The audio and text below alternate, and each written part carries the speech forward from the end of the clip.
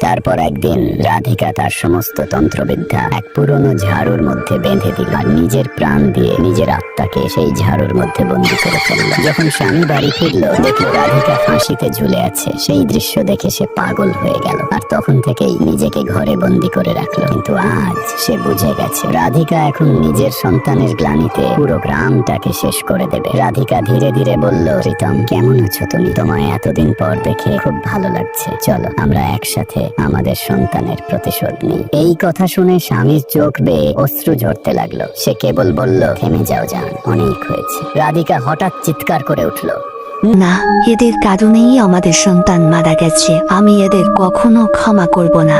কিন্তু তার আগে বন্ধুরা আমাকে পাবজি প্লেয়ারের একটি চ্যালেঞ্জ দিচ্ছে। তারা বলেছে ফ্রি ফায়ারের নাকি দর্শক কম। তো বন্ধুরা আপনাদেরকে তেমন কিছু করতে হবে না। যদি আপনারা ফ্রি ফায়ার লাভার হন তাহলে এই ভিডিওতে একটি লাইক দিয়ে চ্যানেলটাকে সাবস্ক্রাইব করে দেন। এবং যারা রাইস্টারকে ভালোবাসেন তারা কমেন্ট সেকশনে লাল হার্ট দিবে, আর যারা পাবজি লাভার তারা কমেন্ট সেকশনে ব্ল্যাক হার্ট দেয়। আমিও দেখতে চাই কোন গেমের অডিয়েন্স সবথেকে বেশি।